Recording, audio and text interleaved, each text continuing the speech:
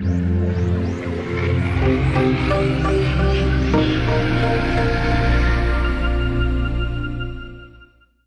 and welcome to the first Prince of Persia development diary, direct here from Ubisoft Montreal. Today you're going to get to see some exclusive new content. First, how our open world structure works. Second, a new Prince ability, what we call the roof run.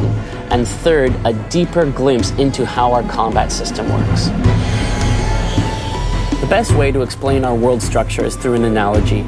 Imagine a map of a country with no small cities, only major ones. These cities are interconnected with highways. You get to choose how you navigate between the cities. Do you start in city A and then go to B and then C? Or do you start in B and then C and then back to A? It's all up to you. Of course, in order to navigate this world, you'll need to use the prince's acrobatic abilities. Some of these you're familiar with, the runs, the jumps, the wall runs. Some of them you haven't yet seen. Here to explain an all-new Prince ability is Kevin, our lead game designer. Throughout the years, the Prince has gained many new abilities. It's been a real challenge for us game developers. Now, let's discover a new move, the roof run. Since Sands of Time, wall run was always a signature movement of the Prince. We always tried to improve the wall run to keep this movement interesting and different. For this new Prince of Persia, we are letting the player run on ceilings. He can use the rings to launch himself at greater distance. Some rings even let the Prince perform a roof run to a vertical wall run, which gave us many new options. Now it's time to look at our top secret combat lab where Thomas is practicing.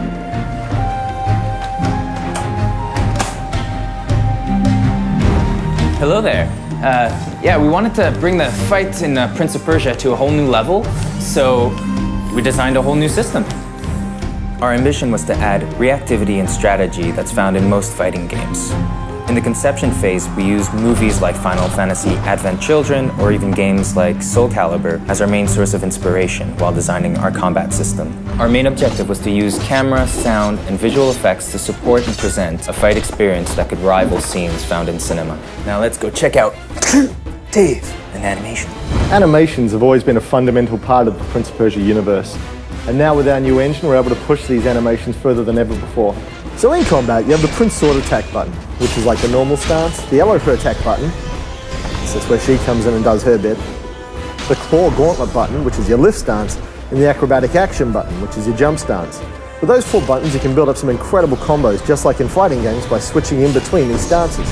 If you're skilled, you'll push the 10+ combo requirements to access the aerial stance and the throw stance and teach your enemy who's the boss. So Andrew is the guy responsible for writing this new installment of the Prince of Persia, and he's going to explain to you a little bit more about the bosses and about the sound design that's gone into making this game. For a new Prince of Persia, we obviously needed some new enemies. All of the enemies in this game stem from Ahriman, who's the dark god of corruption. There are the corrupted, who are Ahriman's lords, and also Ahriman's soldiers. Each of the characters is brought to life by the voice actors who've recorded thousands of different lines. Unlike previous games, the Prince and Elika have dialogue available, so you can choose when they interact. They call out when performing acrobatics, and you can even taunt enemies during fights. Each of the enemies has a very distinctive personality, ensuring an experience unlike any Prince of Persia game before. I hope you enjoyed this little tour of the studio and getting a chance to meet some of the development team members. Stay tuned for the next Prince of Persia development diary, where we'll have even more exclusive content for you.